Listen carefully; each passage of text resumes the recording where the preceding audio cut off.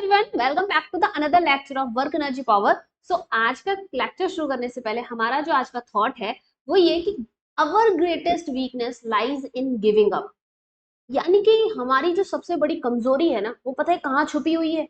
वो छुपी हुई है कि जब हम गिव अप कर देते हैं, जब हम हार मान लेते हैं। लेकिन अगर तुम्हें कहीं पर भी सक्सेस होना है, the most certain way to succeed is always to try just one more time.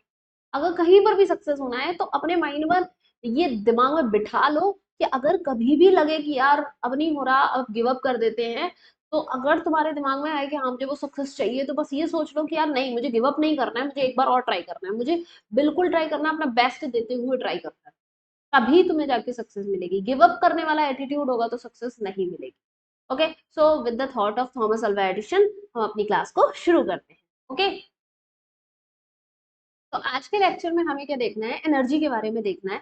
हम वर्क के बारे में पढ़ चुके हैं, तो अब हमें देखना है एनर्जी क्या होती है। फिर उसके बाद हम देखेंगे कि वर्क और एनर्जी का रिलेशन क्या रहता है, फिर उस पर बेस्ड क्वेश्चंस करते हैं। तो पहले एनर्जी को समझ लेते हैं कि क्या होता है। तो energy, energy is the ability या फिर कैपेबिलिटी टू परफॉर्म वर्क। कोई भी काम करने की जो एबिलिटी है या फिर कैपेबिलिटी है, काम करने की एबिलिटी या कैपेबिलिटी, उसी को हम क्या कहते हैं?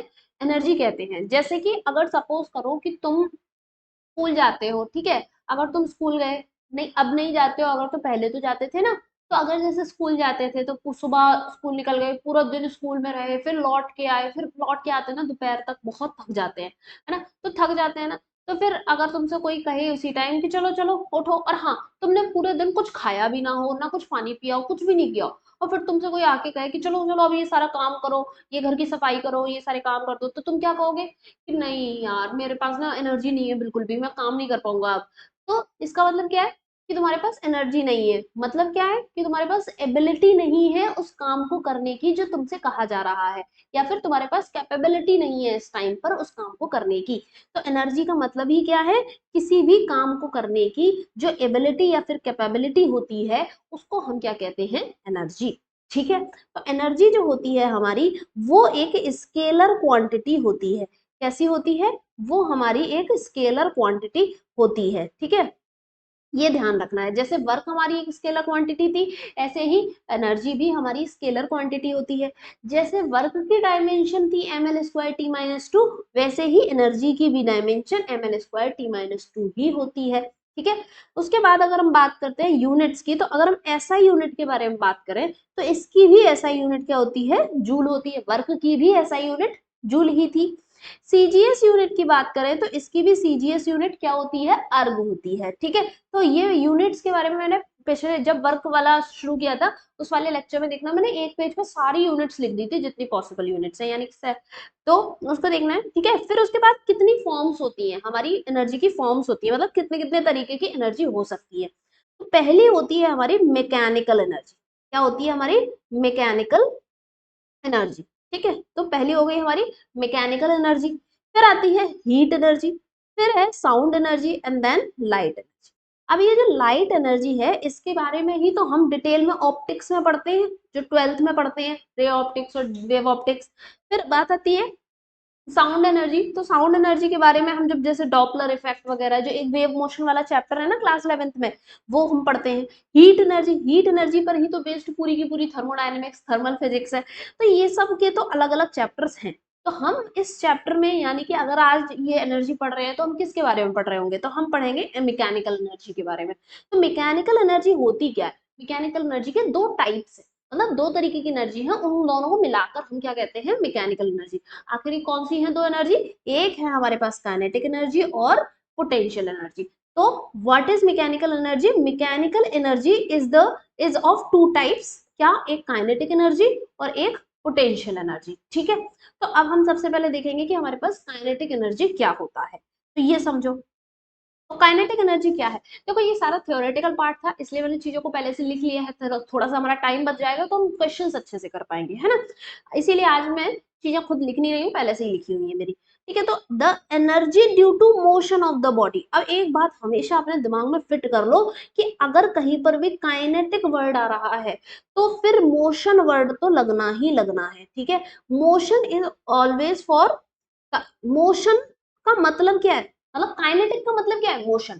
ठीक है, तो अगर कोई भी बॉडी है उसका मोशन हो रहा है तो इसका मतलब क्या है कि उसके पास काइनेटिक एनर्जी है। ठीक है, कोई बॉडी है उसका मोशन हो रहा है, मोशन मतलब अपनी जगह बदल रही है वो, इसका मतलब मोशन है, तो इसका मतलब क्या होगा, उसके पास वेलोसिटी होगी, तो इसका मतलब क्या है, उसके पास काइनेटिक एनर्जी है। काइनेटिक वर्ड ही मोशन के लिए यूज होता है। ठीक, द बॉडी ऑफ मास, मान लेते हैं कि कोई बॉडी है हमारे पास, उसका मास है m, ठीक है, वो मूव कर रही है, ये हमारे पास m मास की बॉडी है, वो मूव करती है with the velocity v velocity से मूव कर रही है, तो हम उसकी काइनेटिक एनर्जी का फॉर्मूला क्या लिखेंगे, सभी ने पढ़ा है पहले, बहुत ही सिंपल है, क्या, 1/2 एम वी स्क्वायर, है ना, हाफ एम वी स्क्वायर ऐसे बोलते हैं ना खूब, तो 1/2 एम वी स्क्वायर, ये सबको पता है, वैसे भी बहुत इंपॉर्टेंट फॉर्मूला है, नहीं पता है तो याद कर लेना, पता है तो बहुत अच्छी बात है। ठीक है, तो अब बात करते हैं कि ये भी क्या है, स्केलर क्वांटिटी होती है, तो वर्क, एनर्जी, ये सब क्या है, स्केलर क्वांटिटी, और ये एनर्जी की फॉर्म ही तो है, तो ये भी स्केलर क्वांटिटी होगी। अब बात करते हैं कि यहाँ पे एक अच्छा सा क्लू मिलता है हमें कि ये जो होती है ना, ये हमेशा पॉजिटिव होती है, तो काइनेटिक एनर्जी जो है वो हमेशा पॉजिटिव होती है। वो बात सही है कि मोशन है तो मोशन होगा, तो भाई हम कहेंगे कि इसके पास क्या होगा, वेलोसिटी होगी, मोशन है तो फिर इसका मतलब क्या होगा कि वेलोसिटी होगी, और ये वेलोसिटी, ये बात भी सही है कि वेलोसिटी की तो पॉजिटिव भी हो सकती है, वेलोसिटी तो नेगेटिव भी हो सकती है ना। अब तुम यही तो सोच रहे होगे कि अरे काइनेटिक एनर्जी के फॉर्मूले में तो 1/2 एम वी स्क्वायर आता है, काइनेटिक एनर्जी के फॉर्मूले में तो वेलोसिटी आता है, और वेलोसिटी तो नेगेटिव भी हो जाती है, पॉजिटिव भी हो जाती है, तो फिर ये हमेशा पॉजिटिव क्यों, क्यों भाई, सिंपल सी बात है, हाफ एम, और वेलोसिटी ये जो v है इसका क्या हो रहा है, स्क्वायर हो रहा है, तो अगर ये नेगेटिव भी होगी तब भी क्या हो जाएगा, अल्टीमेटली पॉजिटिव ही बन जाएगा। इसीलिए एक तो हम फॉर्मूले से भी ऐसे प्रूव कर सकते हैं कि ये हमेशा पॉजिटिव होती है, और दूसरी बात तुम याद कर लो ठीक है, पॉजिटिव होती है, कि मैंने यहाँ से तुम्हें बता दिया कि भले ही हमारी वेलोसिटी जो है वो पॉजिटिव या नेगेटिव हो सकती है, बट हमारी काइनेटिक एनर्जी क्या होगी, but kinetic energy always positive होगी, kinetic energy is positive always, because it has the square of the velocity, क्योंकि इसमें क्या हो रहा होता है, वेलोसिटी का स्क्वायर हो रहा है। ठीक है, तो यहाँ पे क्या है, squaring of, because of squaring of velocity. ठीक है, वेलोसिटी की स्क्वायरिंग की वजह से क्या होता है कि हमेशा यहाँ पे नेगेटिव भी होगी तब भी पॉजिटिव हो जाएगा। ठीक, it does not depend on the direction of motion. अब एक बात बताओ, ये जो वेलोसिटी पॉजिटिव या नेगेटिव होती थी तो वो किस बेसिस पे होती थी, क्यों, क्योंकि डायरेक्शन की वजह से, जैसे मैं अगर इस तरह से बना लूं, तो अगर कोई बॉडी इधर मूव कर रही है तो हम क्या देते थे, भाई पॉजिटिव डायरेक्शन है ना, पॉजिटिव भी कर दिया, इधर डायरेक्शन मूव कर रही थी तो हम कह देते थे कि ये माइनस भी, माइनस मतलब नेगेटिव डायरेक्शन में वेलोसिटी हो गई, ऐसे बोलते थे। तो यानी कि नेगेटिव और पॉजिटिव वेलोसिटी हम किसके बेसिस पे कह रहे हैं, बिकॉज ऑफ द डायरेक्शन, है ना, नेगेटिव पॉजिटिव यही तो हुआ करता था। अच्छा, तो जब अब मैंने क्या कहा, ये हमेशा पॉजिटिव होती है, मतलब यहाँ पे ये नेगेटिव का लफड़ा ही नहीं है, जब लफड़ा ही नहीं है नेगेटिव का तो फिर यहाँ डायरेक्शन ऑफ मोशन पे तो डिपेंड नहीं करेगी, तो क्या लिखेंगे कि does not depend on direction of motion, does not depend on direction of motion. ठीक है, किस पे डिपेंड करती है, depend on frame of reference. ये फ्रेम ऑफ रेफरेंस क्या है, अब एक बात बताओ, जैसे कि सपोज करो, चलो तुम्हें एक बेसिक एग्जांपल बताते हैं, जैसे ये एक क्या है, बस है, बस कैसी है, पहिए तो बनाए ही नहीं है, बिना पहिए की कैसी बस हो गई, अब तो ठीक है ना, अब बस है। ठीक है, इसमें क्या है कि एक दोस्त बैठा है, ये एक ऐसे एक बैठा है और ये भी है। ठीक है, ये दो दोस्त हैं, ये ए है, ये बी है, और एक दोस्त है वो बाहर खड़ा हुआ है। ठीक है, ये फ्रेम ऑफ रेफरेंस मैंने मोशन इन वन डायमेंशन में बहुत अच्छे से समझाया था, अगर तुम्हें डिटेल में पढ़ना है तो उस वाले लेक्चर में जाके जरूर देखना। ठीक है, तो अब बात करते हैं, अभी क्या हो रहा है कि हमारी ये जो बस है वो वी वेलोसिटी से चल रही है। ठीक है, और ये ग्राउंड पे खड़ा हुआ है, सी जो है वो ग्राउंड पे खड़ा हुआ है, तो ये तो रेस्ट पे हो गया ना।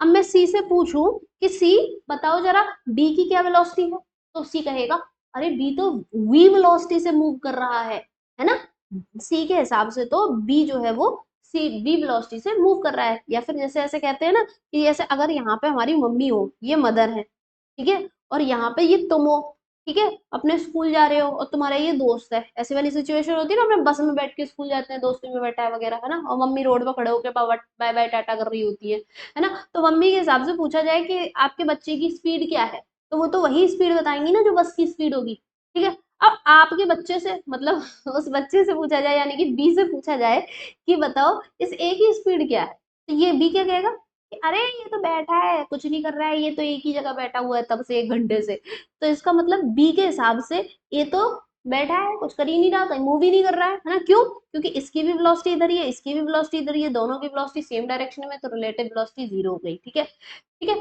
तो अब क्या होगा, बी के हिसाब से ए की वेलोसिटी क्या है, 0, किसके हिसाब से, बी के हिसाब से, तो बी को क्या लगेगा कि ये तो रेस्ट पे है, और जब ये रेस्ट पे है तो फिर इसका मतलब काइनेटिक एनर्जी 0, ठीक है। तो मैं इसको थोड़ा थोड़ा लिख दूं कि velocity of A with respect to B क्या हो जाएगी, 0। ये कैसे क्या है ये सब, ये अगर तुम्हें ये चीज नहीं आती है ना, तो मैं तुम्हें रिकमेंड करूंगी कि तुम जाके पहले मोशन एंड डायमेंशन में लेक्चर देखो, मैंने तुम्हें रिलेटिव मोशन वहां पे पढ़ाया हुआ है अच्छे से, ठीक है। अब देखो velocity of A with respect to B, A की वेलोसिटी बी के हिसाब से, ठीक है, बी के हिसाब से, बी से पूछा गया है तो वो बता रहा है, तो वो 0 है, तो इसका मतलब kinetic energy of A with respect to B क्या हो जाएगी, 0, ठीक है। अभी मैं कहूँ velocity of B with respect to C, C के हिसाब से वेलोसिटी की, सी के हिसाब से, ये सी जो कि ग्राउंड पर खड़ा है, इस वेलोसिटी ऑफ बी क्या होगी, ये होगी भाई v, ठीक है। तो फिर काइनेटिक एनर्जी ऑफ बी, मतलब बी वाली की kinetic energy with respect to C क्या हो जाएगा, हाफ एम वी स्क्वायर, मतलब अगर इसका मास एम है तो, ठीक है, क्लियर है इतनी बात, तो इसका मतलब क्या है, अच्छा हाँ, अभी मैं कहूँ कि वेलोसिटी ऑफ ए बता दो आप, velocity of A with respect to C, मतलब यहाँ पे हमने ए का एग्जांपल लिया था ना, ए की वेलोसिटी 0 करी थी तो ए की काइनेटिक एनर्जी भी 0 कर दी, है ना, ए की काइनेटिक एनर्जी भी 0 कर दी है, ठीक है, ए की वेलोसिटी 0 की तो एक काइनेटिक एनर्जी 0 की, किसके अकॉर्डिंग, ये दोनों किसके अकॉर्डिंग हुई थी, अकॉर्डिंग टू डी, बी के अकॉर्डिंग, ठीक है। अब मैं कहूँ velocity of A with respect to C, मतलब इस ए की वेलोसिटी बताओ सी के रिस्पेक्ट में, तो सी तो यही कहेगा कि हाँ ए मूव कर रहा है, तो बी, तो फिर kinetic energy of A with respect to C क्या हो जाएगा, हाफ एम एम ए कर देते हैं, एम ए वी स्क्वायर, ठीक है, यहाँ बी कर देते, ठीक है। तो फिर इसका मतलब अब देखो यही ए, अब इसी ए के पास किसी और के हिसाब से, अब तुम दिमाग पकड़ो ना इस बात को, इसी ए वही है, लेकिन ए सी के हिसाब से इसके पास काइनेटिक एनर्जी है, और बी के हिसाब से इसके पास काइनेटिक एनर्जी नहीं है, इसका मतलब क्या हो गया कि हाँ भाई काइनेटिक एनर्जी जो है वो फ्रेम ऑफ रेफरेंस पे डिपेंड करती है, क्लियर है इतनी बात। तो ये सारे पॉइंट जो मैंने लिखे हैं ना, ये अपने आप में तुम्हारे एक अच्छे खासे स्टेटमेंट बेस्ड क्वेश्चंस बना सकते हैं, ठीक है, तो इसलिए इनको बिल्कुल भी वो मत करना, लाइटली नहीं लेना है, ठीक है। अब चलो नेक्स्ट पार्ट, अगर हमारे पास बहुत सारा सिस्टम ऑफ एन पार्टिकल्स है, जैसे कि मान लो कि ये मेरे पास ये पार्टिकल है, एक m1 मास का एक पार्टिकल, ठीक है, फिर ये m2 मास का एक दूसरा पार्टिकल, फिर ये m3 मास का ये तीसरा पार्टिकल, और फिर ये m4 मास का चौथा पार्टिकल, ठीक है। तो थोड़ा सा लिख लेते हैं, ये है हमारा m1 मास का एक पार्टिकल, और फिर ये मेरा m2 मास का दूसरा पार्टिकल, ये m3 मास का तीसरा पार्टिकल, फिर ये m4 मास का चौथा पार्टिकल, ठीक है। तो मेरे पास 4 पार्टिकल है, मैंने 4 पार्टिकल मान रखे हैं, तो यहाँ पर लेट्स से कि n की वैल्यू 4 है, ठीक है, n कितना भी हो सकता है, 5 6 7 8 कितने भी हो सकते हैं, तो हमारे पास कुछ पार्टिकल्स का सिस्टम है, अभी इन सब के पास अलग अलग वेलोसिटी है, ये v1 वेलोसिटी, ये v2 वेलोसिटी, ये v3 से और ये v4 से अपनी अपनी वेलोसिटी से ये मूव कर रहे हैं, तो अगर ये पूछे कि kinetic energy of the system क्या होगा, तो तुम क्या बताओगे, क्या पूछे, kinetic energy of system, system इस पूरे सिस्टम की काइनेटिक एनर्जी क्या होगी, तो हम क्या कर देंगे, सिंपल सबकी काइनेटिक एनर्जी लेके ऐड कर देंगे, मतलब इसकी लो, देखो लिखते हैं सारे, सबका दोबारा लिख के बताती हूँ मैं तुम्हें, पहले वाले की क्या हो जाएगी, हाफ, उसका मास रखेंगे और उसी की वेलोसिटी रख देंगे, ठीक है, फिर दूसरे वाले हाफ लगाएंगे, दूसरे वाले का मास रखेंगे, दूसरे वाले की वेलोसिटी का स्क्वायर कर देंगे, वेलोसिटी का स्क्वायर, फिर तीसरा वाला रखेंगे, फिर तीसरे वाले की वेलोसिटी रखेंगे, उसका स्क्वायर कर देंगे, फिर चौथा वाला रखेंगे और उसकी वेलोसिटी लेंगे और उसका स्क्वायर, ठीक है, यही सिंपल सा काम करना है हमें, है ना। अब क्या होता है, कि यहाँ पर हम ये सिंपल से काम है, इंटरेस्ट इतना क्यों है? इसमें इंटरेस्ट इसलिए है इतना बिकॉज कि ये जो है हमारी काइनेटिक एनर्जी, वो क्या होती है? वो एक स्केलर क्वांटिटी होती है, इसीलिए हमने सिंपल ऐड कर दिया। ये टॉपिक बताने का मतलब ही ये था कि भाई काइनेटिक एनर्जी जो है वो क्या होती है? स्केलर क्वांटिटी होती है, और स्केलर क्वांटिटी होती है, ये मैं अभी नीचे कर रही हूँ, मैं जो बोल रही हूँ उस चीज पे ध्यान दो तुम, ठीक है?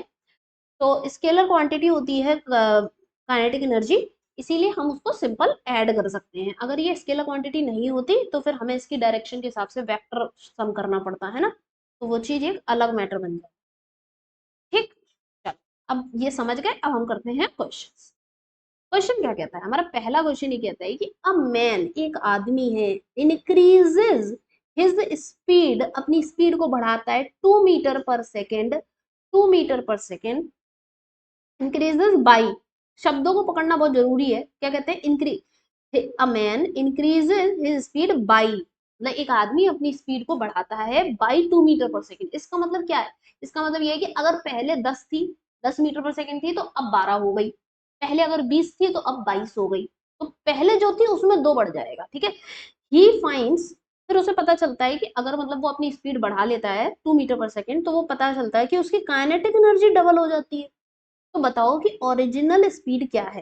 चलो जल्दी से, जिसे समझ आ गया है क्वेश्चन को जल्दी से सॉल्व करना शुरू कर दो, और जिसे नहीं समझ में आया है तो वो समझो कि मैं क्या कर रही हूँ, ठीक है? तो मान लेते हैं कि इनिशियल, ये इनिशियल है ना, और इधर फाइनल लिख देते हैं।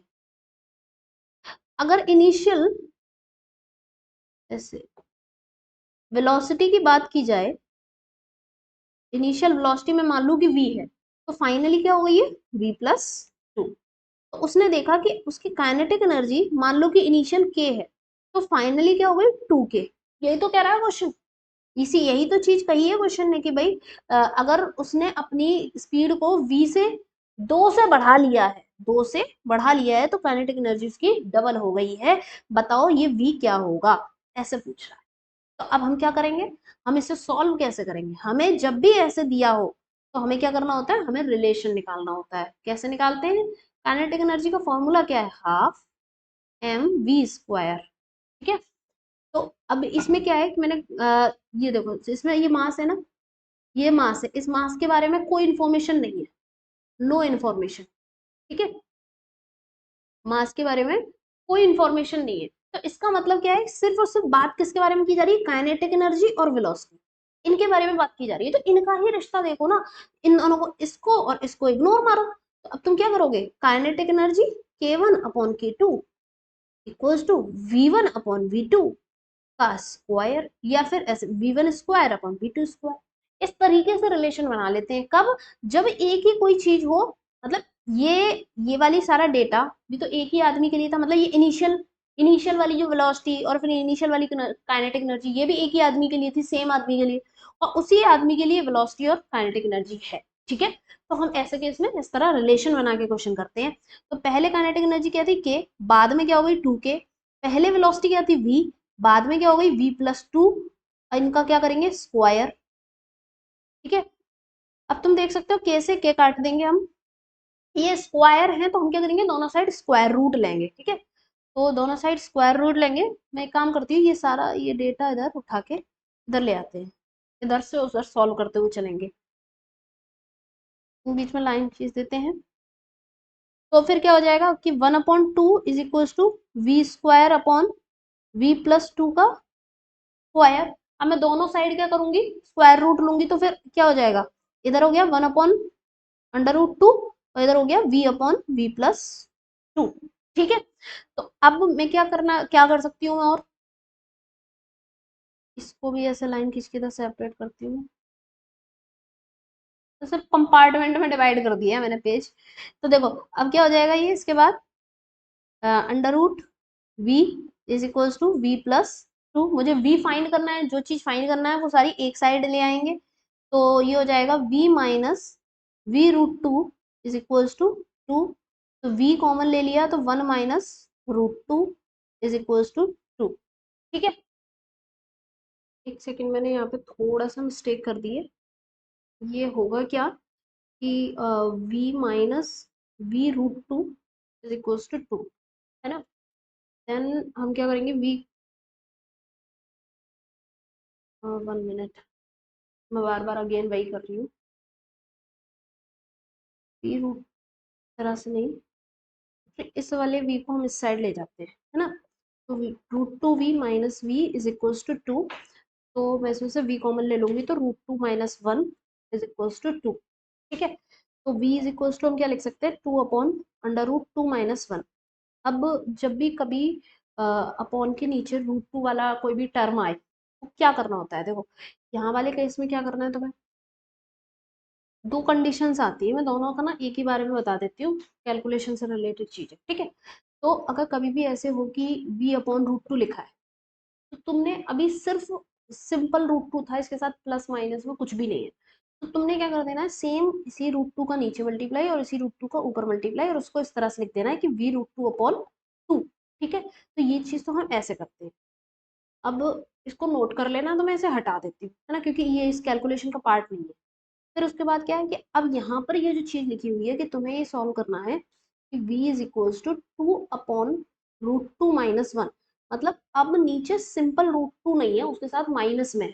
तो अगर माइनस में है तो तुम क्या करोगे कि √2 + 1, है ना, √2 + 1 और √2 + 1, मतलब सेम ही चीज का ऊपर नीचे मल्टीप्लाई कर देना है। ठीक है, √2 + 1 ही है, तो सेम चीज का ही ऊपर नीचे मल्टीप्लाई कर दिया है, लेकिन ये यहाँ +1 लेना है क्योंकि यहाँ पे माइनस था। अगर यहाँ प्लस होता तो मैं यहाँ पे क्या करती, √2 - 1 का मल्टीप्लाई करती। ठीक है, अब इससे फायदा क्या हुआ, इससे फायदा ये हुआ कि ऊपर हो गया 2, इस तरह से ये √2 + 1, और नीचे क्या हो गया, √2 - 1 और √2 + 1।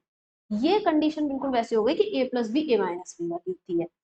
कैसे, ये मैं समझा रही हूँ इसलिए थोड़ा सा लेंदी सा लग रहा होगा ना। जैसे ये वाली एक आइडेंटिटी होती है हमारी a + b a - b mathematics की। ठीक है, तो इसको हम कैसे लिखते हैं, a² - b²। ठीक है, इसको ऐसे लिख लेते हैं। तो अभी इसी चीज को हम कैसे लिख सकते हैं, ऊपर हो गया 2√2 + 1। ठीक है, और नीचे क्या हो जाएगा, a² यानी कि √2 का स्क्वायर यानी कि 2, फिर -1, 1 का स्क्वायर यानी कि 1। तो ये मुझे मिल गया। नीचे तो अब क्या बचा, 2 में से 1 गया तो 1 ही बचा ना, तो नीचे का मैटर खत्म हो गया, तो बचा क्या, 2 और फिर ब्रैकेट में √2 + 1। तो this is my final answer. ठीक है, और यहाँ से रिलेटेड यहाँ पर ये जो भी था ये सारा कैलकुलेशन का मैटर था, तो आई थिंक तुम्हें अब समझ आ गया होगा कि क्या कैलकुलेशन। ठीक है, तो ये वाली जो आइडेंटिटी है ये मैं यहाँ पे लिख देती हूँ कि a + b और a - b is equals to a² - b²। ठीक है, दिस इज द आइडेंटिटी जो हम मैथ्स की यहाँ पे लगाते हैं। ठीक है, तो आगे बढ़ते हैं नेक्स्ट क्वेश्चन पर। अब ये क्वेश्चन क्या कह रहा है, इस क्वेश्चन में कि एक बॉडी है, उसका मास है 0.8 kg। ठीक है, तो तुम्हें मास मिल गया, तो ये चीजें लिखते जाओ कि mass is equals to 0.8 kg। उसके बाद क्या है कि उसकी इनिशियल वेलोसिटी जो है वो 3i कैप - 4j कैप है। का मतलब ये है कि मुझे जो वेलोसिटीज हैं वो किसके फॉर्म में दे रखी हैं, वेक्टर फॉर्म में। तो इनिशियल वेलोसिटी वी आई करके लिख दिया मैंने, 3i कैप - 4j कैप। फिर उसके बाद बात करते हैं कि फाइनल वेलोसिटी ये जो है क्या है, वी फाइनल, इसको मैं क्या लिख सकती हूँ, -6j कैप +2k कैप। ठीक है, तो इनिशियल वेलोसिटी फाइनल वेलोसिटी मिल गई। अब मुझे क्या फाइंड करना है, मुझे फाइंड करना है चेंज इन काइनेटिक एनर्जी। तो change in kinetic energy find करना है यानी कि तुम्हें डेल्टा के ई फाइंड करना है। तो डेल्टा के ई का मतलब होता है कि final kinetic energy minus initial kinetic. ठीक है, ओके, तो अब हम फाइनल काइनेटिक एनर्जी को क्या लिखेंगे, हाफ एम, मास तो वही रहना है। ठीक है, तो वी फाइनल का square -1/2 half M V initial का स्क्वायर। अब तुम्हें क्या लगता है कि यहाँ पे हम क्या रखेंगे, कि वेक्टर फॉर्म में रखेंगे क्या, वेक्टर फॉर्म में नहीं रखने वाले, हमें क्या करना पड़ेगा, अब इसका मैग्नीट्यूड निकालना पड़ेगा। तो तुम्हें पहले फाइंड करना है कि वी आई का मैग्नीट्यूड क्या होगा।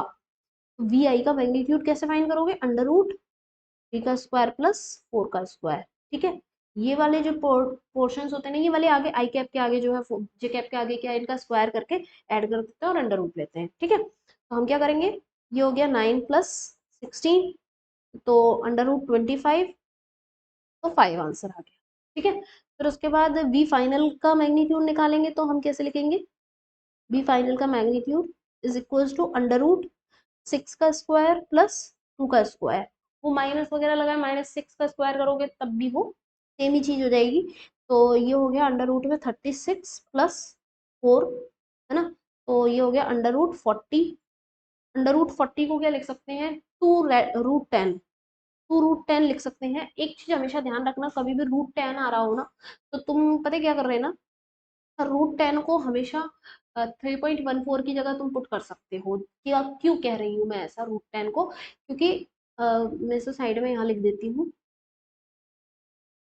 √10 या फिर √g, इसकी वैल्यू जो है वो पाई के बराबर होती है, यानी कि आप 3.14 यूज कर सकते हैं। ये कैलकुलेशन के लिए है, ठीक है। तो 2 × 3.14 करोगे तो तुम्हारा क्या आ जाएगा, 6.28, ठीक, मीटर पर सेकेंड। तुम करके देख लो, मतलब √10 की वैल्यू लगभग 3.14 के करीब आती है, तुम्हारी कैलकुलेशन हो जाएगी। यहाँ से 1/2 m कॉमन ले लेंगे, वी फाइनल क्या है, 6.28 का स्क्वायर, ठीक है, 6.28 का स्क्वायर।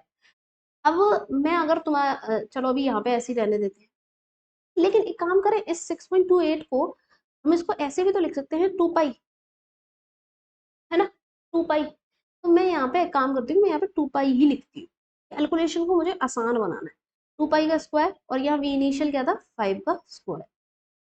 अच्छा, और भी और अच्छा ऑप्शन क्या है, तुम देखो कि ये जो चीज थी, ये √40, ये क्या है, वी एफ, √25, ये क्या है, वी इनिशियल। लेकिन मुझे वहां जरूरत किसकी है, मुझे जरूरत है स्क्वायर्स में जो वैल्यू है। तो अगर मैं यहाँ से देखूं कि मुझे वी इनिशियल का स्क्वायर मुझे क्या मिल रहा है, 25, है ना, और इस वाली कंडीशन से अगर मैं देखूं कि वी फाइनल का स्क्वायर क्या मिल रहा है मुझे, 40, है ना, तो इसका मतलब ये है कि मुझे स्क्वायर रूट के लफड़े में भी फंसने की जरूरत नहीं है। तो बी फाइनल का स्क्वायर क्या है, 40, और माइनस बी इनिशियल का स्क्वायर क्या है, 25। ठीक है, तो 1/2, मास क्या था, 0.8, 40 में से 25 घटा दो, ना बचेगा 20 क्या, तो हमारे पास यहाँ पे 40 में से 25 घटा दूंगी तो 15 बचा, है ना। इसको मैं पूरा सॉल्व कर लेती हूँ, 2.4 मल्टीप्लाई 15, और ये मेरे पास आ जाएगा 6 जूल। ठीक है, तो फाइनल आंसर क्या आ गया, 6 जूल। इस 2 से इसको काट दिया तो 0.4, और इसको इससे मल्टीप्लाई करेंगे 14, 14 15 4 जा 60 होता है, तो उसकी वजह से ये सिंपल 6 बचा। ठीक है, तो 6 joule is the our final answer. This is the change in kinetic energy. तो तुमने इसमें सीखा क्या, इसमें तुमने एक तो एक चीज सीखी कि अगर इस तरह आई कैप जे कैप के फॉर्म में दे रखा होता है तो तुम्हें मैग्नीट्यूड निकालना होता है। ठीक है, एक चीज सीखी। दूसरी चीज तुमने ये सीखी कि यहाँ पे मुझे वी स्क्वायर्स की जरूरत थी, तो यहाँ पे इस लफड़े में पढ़ने की कोई जरूरत नहीं थी, मतलब हमने स्क्वायर रूट्स निकाल लिए। ठीक है, यहाँ पे जैसे √40 का यहाँ पे थोड़ा सा लेंदी हो रहा था, तुम यहाँ पे क्या बचा सकते थे अपनी कैलकुलेशन, कि ये √10, मैंने √10 के लिए तुम्हें एक क्लू बता दिया कि तुम 3.14 रख सकते हो। लेकिन अगर बाई चांस तुम्हें नहीं पता होता तो तुम √10 को सॉल्व करने में अपना टाइम वेस्ट करते, तो ये वाले टाइम हम बचा सकते हैं। ठीक है, तो वी आई का स्क्वायर और वी फाइनल का स्क्वायर डायरेक्ट पुट करना था और आंसर। ठीक है, तो नेक्स्ट क्वेश्चन देखते हैं अब। नेक्स्ट क्वेश्चन क्या है हमारा, नेक्स्ट क्वेश्चन कहता है कि इन अ बैलिस्टिक डेमोन्स्ट्रेशन, बैलिस्टिक क्या होता है, बैलिस्टिक का मतलब होता है गन वगैरह, जो है ना, गन से रिलेटेड जो भी चीजें होती हैं हम बैलिस्टिक वर्ड यूज करते हैं। वहां पे एक पुलिस ऑफिसर है, फायर्स अ बैलिस्टिक डेमोन्स्ट्रेशन, जहाँ पे गन वगैरह चलाने का एक वो हो रहा है। पुलिस वाले होते हैं ना जिनकी ट्रेनिंग होती है, तो उनको गन चलाना सिखाया जाता है, वही चीज है। ठीक है, तो एक पुलिस ऑफिसर है, वो बुलेट फायर करते हैं, उस बुलेट का मास है जो वो 50 ग्राम है, और स्पीड है 200 मीटर पर second on soft plywood of thickness 2 centimetre. अब इसका फिगर बनाती हूँ पहले।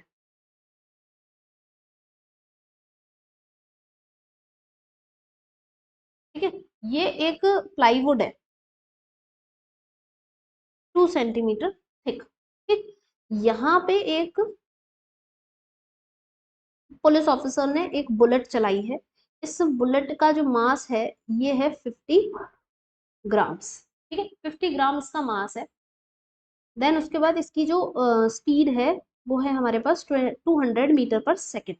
ठीक है, अब इतना ही डेटा दे रखा है कि थिकनेस जो है वो 2 सेंटीमीटर है, स्पीड दे रखी है, मास दे रखा है। The bullet emerges with only 10% of its initial kinetic energy. तो अब एक बात सोचो कि अगर इसके पास ये वेलोसिटी है तो इसकी वजह से काइनेटिक एनर्जी भी होगी। तो अभी इसकी क्या होगी, काइनेटिक एनर्जी इसकी वजह से आएगी। तो मतलब ये चीज जो है, दिस इज द वेलोसिटी, जो कि क्या है, इनिशियल। ठीक है। अब क्या होता है कि ये बुलेट जो है वो इसमें स्ट्राइक करती है। इस बुलेट को हम दूसरे कलर से बना लेते हैं, थोड़ा सा अलग से दिखेगी। ये बुलेट जो है ये इसमें स्ट्राइक करती है, और इसमें स्ट्राइक करने के बाद जब यहाँ से निकलती है तो इसकी जो वी फाइनल है, इसकी भी फाइनल है, तो ऑब्वियसली अभी तुम सोचो कि जब ये बुलेट जो है इसमें जाएगी तो इस मोटी सी जो थिकनेस है, प्लाईवुड है, इसकी वजह से इसकी जो स्पीड है वो कम होगी, थोड़ी सी तो डिक्रीज करेगी, डिक्रीज करके जो भी हुई। ठीक है। अब उसकी वजह से इसका कहना ये है कि अगर यहाँ पर ये इनिशियल, इसकी वजह से काइनेटिक एनर्जी इनिशियल थी, और इसकी वजह से अब काइनेटिक एनर्जी फाइनल आएगी, है ना, वेलोसिटी है तो फाइनल काइनेटिक एनर्जी आएगी इसकी वजह से। ठीक है। तो ये जो फाइनल काइनेटिक एनर्जी है ये क्या है, 10% है इनिशियल काइनेटिक एनर्जी का। ये है क्वेश्चन। तो काइनेटिक एनर्जी फाइनल वाली जो है वो 10% है, 10%। 10% है तो अपॉन में डिवाइड कर देंगे, ऑफ मतलब मल्टीप्लाई कर दिया, ऑफ किसका, इनिशियल का। यही तो कह रहा है। तो bullet emerges with only 10% of its initial kinetic energy. मैंने वेलोसिटी के लिए नहीं रखा है ये कि V final equals to 10% of V initial, ऐसा नहीं कहा है क्वेश्चन ने। क्वेश्चन कह रहा है कि kinetic energy what is the emergent speed, यानी कि वी फाइनल मुझे फाइंड करना है। ठीक है। तो काइनेटिक एनर्जी फाइनल वाली क्या लिख सकते हैं, हाफ एम वी फाइनल का square equals to 10/100 into 1/2 m V initial का स्क्वायर। ठीक है। तो ये मेरे पास बन गई क्या, इक्वेशन। अब बस क्या करेंगे, सॉल्व कर देंगे। तो कैसे सॉल्व करेंगे, हाफ एम कट गया, एक जीरो से एक जीरो कट गया, फिर क्या बचा, वी फाइनल का square equals to 1/10 into V initial का स्क्वायर, है ना। तो मैं वी फाइनल अगर मैं लिखूं तो क्या बचेगा, 1/√10, और ये वी इनिशियल, और वी इनिशियल मुझे कितना दे रखा था, 200 मीटर पर सेकेंड, 200, और ये √10। ठीक है। दिख नहीं रहा है, इसको उठा के हम इस साइड रख लेते हैं। ठीक है। ओके। अब उसके बाद क्या हो रहा है, अब तुम देखो नीचे भी नीचे रूट वाला टर्म है ना, तो मैं क्या करूंगी, सेम जो टर्म नीचे है उसी का ऊपर नीचे मल्टीप्लाई कर दूंगी। तो ऊपर हो गया 200 √10 अपॉन नीचे हो गया 10। ठीक है। अब इस जीरो से ये जीरो कैंसिल हो गया, तो ये क्या बचा, 20 √10।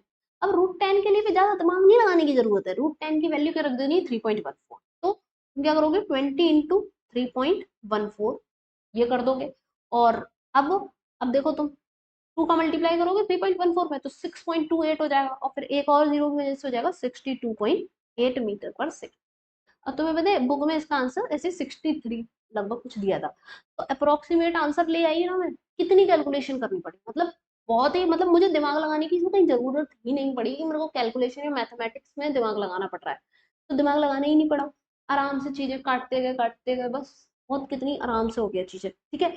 बस क्या है कि ये मैंने 10 की अप्रोक्स वैल्यू रखी, √10 की अप्रोक्स वैल्यू रखी है ये इसलिए। ठीक है। तो इससे भी हमारा अप्रोक्सीमेट आंसर आ जाता है कि अगर तुम्हें ऐसे दे रखा है, एक आंसर 62 दे रखा है, एक आंसर 63 दे रखा है, एक आंसर 50 दे रखा है, एक 40 है, एक 30 है, तो ऑब्वियसली तुम यही वाले से आंसर लगा दोगे ना, फिर 63 वाला।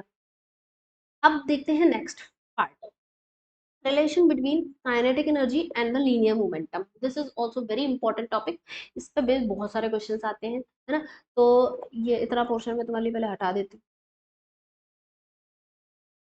मतलब मेरा प्लान था आज कि मैं चीजें लिख ले जाऊं, सो दैट कि हम जल्दी जल्दी कवर कर लें। ठीक है। तो अब देखो काइनेटिक एनर्जी है, काइनेटिक एनर्जी का फॉर्मूला तुमने पढ़ा, हाफ एम वी स्क्वायर।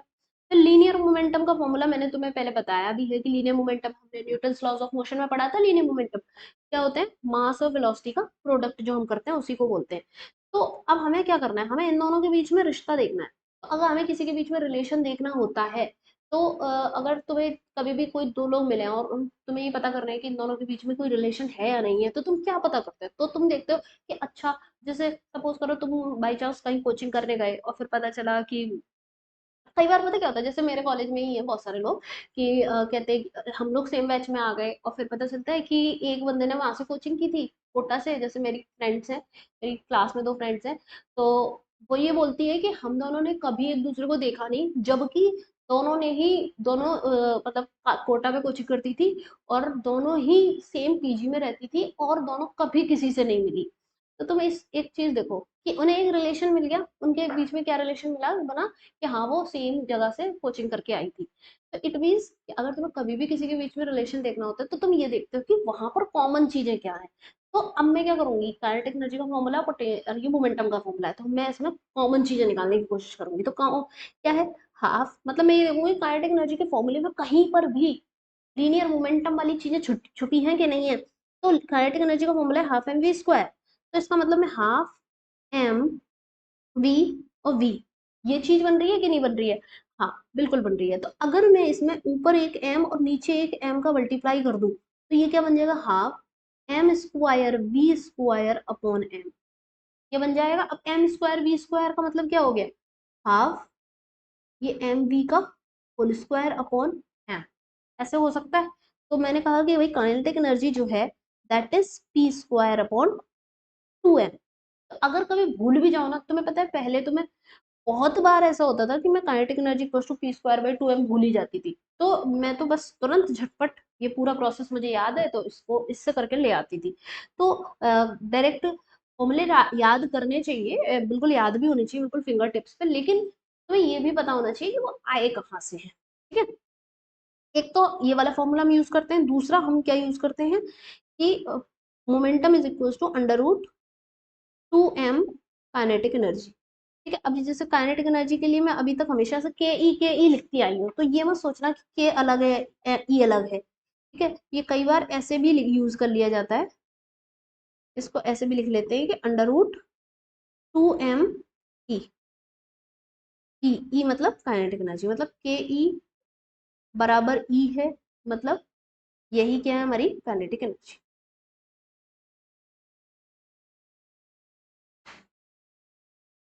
ठीक है,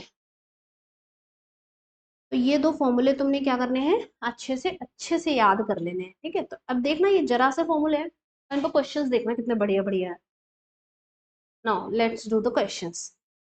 टू बॉडीज हैं, दो बॉडीज हैं, एक बॉडी ए और एक बॉडी बी, दोनों के मासेस के रेशियो मुझे दे रखे हैं 3:1, ठीक है। तो मतलब मुझे क्या दे रखा है, ये M A upon M B दे रखा है, ठीक है। इसमें रेशियो वाले ही क्वेश्चंस आते हैं ज्यादातर, ठीक है। और दोनों के पास क्या है, सेम काइनेटिक एनर्जी है, ओके, ठीक है, इस पे ध्यान देना है। अब तुम्हें बताना है रेशियो ऑफ लीनियर मोमेंटम, बताना है बी का ए के साथ, मतलब काइनेटिक एनर्जी क्या है, K E of A is equals to K E of B, यही वाली चीज दे रखी है। पहला पॉइंट ये देखा है, दूसरा पॉइंट ये दे रखा है, तीसरा तुमसे पूछा है कि linear momentum of B upon linear momentum of A बताना है, ठीक है। Linear momentum of B upon linear momentum of A, क्या करेंगे तुम्हें, ऑब्वियसली मेरे मैंने अभी तुम्हें फॉर्मूला बताया ना, ये वाला, इनमें से फॉर्मूला लगा लो, तुम्हें जो मन करे लगा लो उसे, ठीक है। तो अब हम क्या कर सकते हैं, मैंने कहा कि P equals to under root two M, kinetic energy वाला फॉर्मूला लगाएंगे। अब तुम देखो कि ये चीज तो क्या है, सेम है ना, दोनों के लिए सेम है, तो उसे हटा देंगे, टू भी ये भी सेम है, तो बचा क्या, मोमेंटम और मास में ही रिलेशन बचा। तो मैं इसको क्या लिख सकती हूँ, P A upon P V is equals to under root M A upon M B, ठीक है। तो under root three upon M, ठीक है, या फिर हम कह सकते हैं under root three by M. क्या answer under root three by M होगा, नहीं, क्यों, क्योंकि क्वेश्चन में पूछा है पीवी अपॉन पी ए, है ना।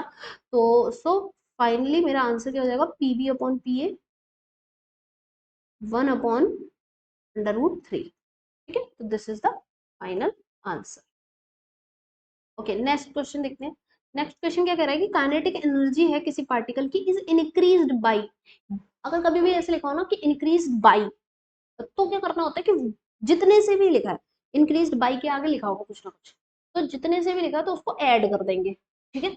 और कभी ऐसे लिखा हो कि इंक्रीज्ड टू, तो इसका मतलब है कि जो चीज लिखी है वो हमारा फाइनल वाला है। समझ में आया, नहीं आया? देखो जैसे कि सपोज करो ऐसे लिखा है कि काइनेटिक एनर्जी इंक्रीज्ड बाई 4 ऐसे लिखा है। इसका मतलब तुम्हें ये समझना है कि काइनेटिक एनर्जी, मान लो कि इनिशियल वाली अगर के थी, तो काइनेटिक एनर्जी फाइनल वाली जो होगी वो k+4 हो जाएगी। ठीक है, अच्छे अच्छे से राइटिंग में लिखती हूँ, पहले इसको थोड़ा गंदा हो गया। ठीक है, तो काइनेटिक एनर्जी इंक्रीज बाई 4 लिखा है अगर क्वेश्चन में, मतलब 4, ये एग्जाम्पल बता रही हूँ मैं। बाई 300% है, इसको कैसे करेंगे मैं बताऊंगी। तो हमारी ये कंडीशन हो गई। लेकिन अगर कभी ऐसे लिखा है कि काइनेटिक एनर्जी, ये सिर्फ काइनेटिक एनर्जी के लिए नहीं, किसी के लिए भी एक्चुअली कंफ्यूजन यहाँ होता है, यहाँ कि इंक्रीज्ड बाई, इंक्रीज्ड टू, तो ये समझ नहीं आता। तो kinetic energy increased, increased to 4, increased to 4 लिखा है अगर, तो तुम्हारा आंसर पता है क्या होगा, इनिशियल काइनेटिक एनर्जी मान लो कि के है, तो के फाइनल काइनेटिक एनर्जी 4 हो जाएगी। ये अंतर है दोनों की, सिर्फ लैंग्वेज। ठीक है, तो ये होता है सारा खेल। तो ये तो मैंने तुम्हें सिर्फ अलग एक्स्ट्रा पॉइंट बताया, तो एक्स्ट्रा पॉइंट था ये। ठीक है, इसको थोड़ा सा बॉक्स में बना के अलग रख देते हैं, एक्स्ट्रा पॉइंट। ठीक है, ये एक्स्ट्रा पॉइंट था। वापस से अपने क्वेश्चन पे आ जाते हैं। क्वेश्चन मेरा कह रहा है कि kinetic energy of the particle is increase by 300%, और find the increase in momentum बताना है। तो इसका मतलब क्या है, तो 300% इंक्रीज करने का मतलब क्या है कि 300% से इंक्रीमेंट हुआ है। तो किसका 300%, मान लो कि इनिशियल काइनेटिक एनर्जी जो है, इनिशियल काइनेटिक एनर्जी मैंने कहा कि के है। ठीक है, तो फाइनल काइनेटिक एनर्जी क्या हो गया, फाइनल काइनेटिक एनर्जी क्या होगा, इनिशियल काइनेटिक एनर्जी में ऐड होगा, इंक्रीज हुई है ना, तो ऐड होगा कितना, 300%। 300 फिर परसेंट है तो अपॉन में डिवाइड कर दिया, किसका, इनिशियल वाले का। ठीक है, लिखा नहीं है कि 300% ऑफ इनिशियल, बट समझना यही होता है। तो अब तुम इसको क्या कर लोगे, अब तुम देखो ये 0 0 0 0 कट जाएंगे, तो फिर तुम्हारा क्या बचेगा, k+3k is equals to final answer 4k। ठीक है, तो k+4k ये हो गया, मतलब ये इनिशियल मिल गई, ये तुम्हें फाइनल मिल गई। अब तुम्हें find the percentage increase in momentum निकालना है, तो पहले परसेंटेज इंक्रीज हम निकालेंगे, लेकिन हम पहले इनिशियल और फाइनल मोमेंटम निकालने हैं। तो मुझे काइनेटिक एनर्जी का फॉर्मूला क्या था, kinetic energy equals to p² upon 2m। अब यहाँ पर जब बोला नहीं है कि मास डिफरेंट है या कुछ भी है, तो हम क्या मान के चलेंगे कि ये भी क्या है, ये कांस्टेंट है या फिर सेम। तो मेरे को क्या रिलेशन लेना है कि kinetic energy is directly proportional to p²। ठीक, जब इस रिलेशन को यूज करते हुए, तो kinetic energy initial upon kinetic energy final equals to P initial upon P final का स्क्वायर। ठीक है, तो इनिशियल वाली क्या थी के, फाइनल वाली क्या थी के 4k, और P initial upon P final का स्क्वायर। ठीक है, तो हम इस के से के को कैंसिल कर देंगे, तो इस तरह से मेरे पास P initial upon P final क्या आ जाएगा, स्क्वायर रूट लेने पे 1/2। तो ये तो अभी सिर्फ और सिर्फ पी इनिशियल और पी फाइनल का रेशियो आया है, ये परसेंटेज इंक्रीज नहीं है। ठीक है, तो मतलब अगर तुमसे ये पूछे कि पी फाइनल क्या हो जाएगा, तो तुम कह दोगे twice of the P initial. लेकिन अभी भी ये क्या है, परसेंटेज इंक्रीज नहीं है। तो परसेंटेज इंक्रीज कैसे निकालेंगे, percentage increase, percentage increase in momentum, in momentum. ठीक है, तो हम कैसे करेंगे, P final minus P initial upon P initial into 100। तो ये फॉर्मूला ध्यान रखना है ना, जब भी तुम्हें ऐसे निकालना है परसेंटेज इंक्रीज। तो पी फाइनल तुम्हारा क्या निकला था, ट्वाइस ऑफ पी इनिशियल, ये भी पी इनिशियल, यहाँ पे भी पी इनिशियल इंटू 100। ठीक है, तो 2p1 में pi में से एक माइनस करोगे, तो ये P I initial upon P initial ही रह जाएगा इंटू 100, यानी कि कितना परसेंट आया ये हमारा आंसर, क्या आ गया, 100। तो इट मीन्स 100% का इंक्रीमेंट हुआ है। तो आंसर क्या लगाओगे, तो 100%। इसमें ऑप्शन नहीं है ना, ये ऑप्शन वाले क्वेश्चंस नहीं है, बट आंसर क्या होगा, ये हमारा इंक्रीमेंट कितने का आया है, 100%। ठीक है, क्लियर है। तो ये भले क्वेश्चंस बहुत आते हैं, प्रीवियस ईयर में भी आए हुए हैं ऐसे बहुत सारे questions, percentage increase, percentage decrease, percentage decrease पूछे तो P initial minus P final upon P initial, इस तरह से लिख दो। नेक्स्ट क्वेश्चन देखते हैं क्या कह रहा है कि टू बॉडीज हैं जिनका मास है, एक का m1 और एक का m2, ठीक है, दोनों का क्या है, सेम मोमेंटम है। मोमेंटम p जो है वो कांस्टेंट हो गया या फिर सेम हो गया दोनों के। ओके, तो रेशियो बताना है काइनेटिक एनर्जी का क्या होगा। तो अब तुम देखो काइनेटिक एनर्जी का फॉर्मूला क्या था, पी स्क्वायर अपॉन 2m।